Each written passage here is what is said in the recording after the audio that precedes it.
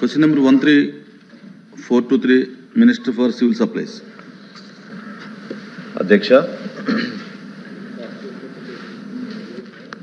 గౌరవ సభ్యులు అడిగిన ప్రశ్నకి 2023-24లో ప్రభుత్వం సేకరించిన వరి ధాన్యం వివరాలను దిగువగా వివరించడం అయింది. ఖరీఫ్ సీజన్లో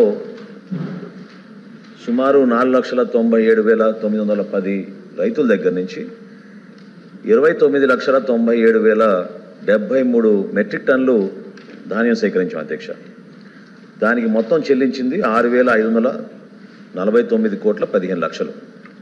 రబీ మాసంలో రైతుల సంఖ్య 1,32,853, సేకరించిన ధాన్యం 12,64,800 టన్నులు మెట్రిక్ టన్నుల అధ్యక్ష. దానికి 2,763,070.76 కోట్లలో అధ్యక్ష. రెండో ప్రశ్నకు సమాధానం దురదృష్టం ఏంటంటే అధ్యక్ష, గత 5 సంవత్సరాల్లో జగన్మోహన్ రెడ్డి గారి పరిపాలనలో ఖజానా మొత్తం ఖాళీ చేసి వెళ్ళిపోయారు అధ్యక్ష. కష్టపడి పండించిన రైతుకి కన్నీరే మిగిల్చారు అధ్యక్ష.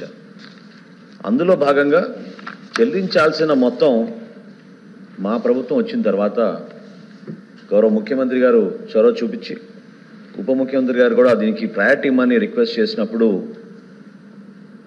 కష్టమైన ఆర్థిక పరిస్థితుల్లో కూడా గత ప్రభుత్వం మిగిల్చిన బకాయిల్ని రైతులకి ఆదుకోవడానికి కోసం మేము కొన్ని చర్యలు తీసుకున్నాం అధ్యక్ష.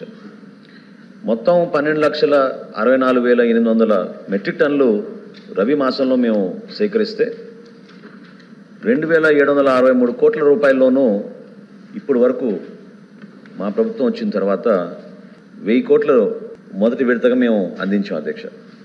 ఇంకా సుమారు 674 కోట్ల రూపాయలు ఇంకా బకాయిలు ఉన్నాయి అధ్యక్ష.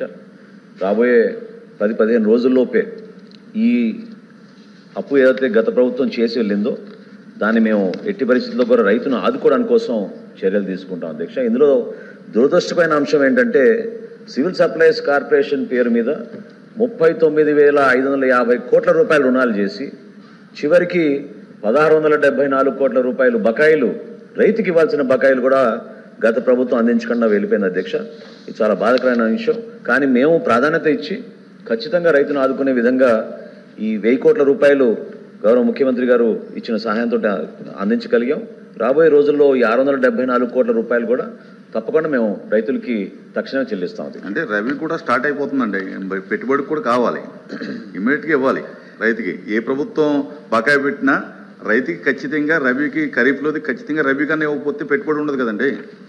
డెఫినెట్గా ఇబ్బందులు ఉన్నాయి. మీరు కూడా అది గ్రహించినందుకు, రైతు పక్షాన్ని నిలబడినందుకు గౌరవ సభ్యులందరూ కూడా మనస్ఫూర్తిగా నేను ధన్యవాదాలు తెలుపుతున్నాను అధ్యక్ష. తప్పకుండా ఆ చర్యలు తీసుకుంటాం. నేను మాటిస్తున్నాను సభాముఖంగా, ఎట్టి పరిస్థితుల్లో కూడా ఈ 674 కోట్ల రూపాయలు కొద్ది రోజుల్లోనే, అంటే ఈ రుణాలు మళ్ళీ బ్యాంకుల దగ్గరికి వెళ్ళి వీటన్నిటికీ చాలా పేపర్ వర్క్ ఉంటుంది అధ్యక్ష. మా వంతు మేము ప్రయత్నం చేస్తున్నాం. 39,550 కోట్ల రూపాయల్లో ఈ ప్రభుత్వం వచ్చిన తర్వాత 2,000 కోట్లు దాంట్లో చెల్లించాం అధ్యక్ష.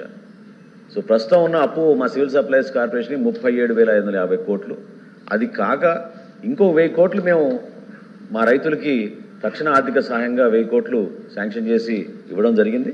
ఈ 674 కోట్ల రూపాయలు కూడా తప్పకుండా రాబోయే రోజుల్లో ఎట్టి పరిస్థితుల్లో మీరు కూడా సూచించినట్టు ప్రయారిటీ తీసుకుని రైతులు ఇబ్బంది పడకుండా చూసుకునే బాధ్యత మాది అధ్యక్ష. తప్పకుండా రైతు పక్షపాత ప్రభుత్వం మాది.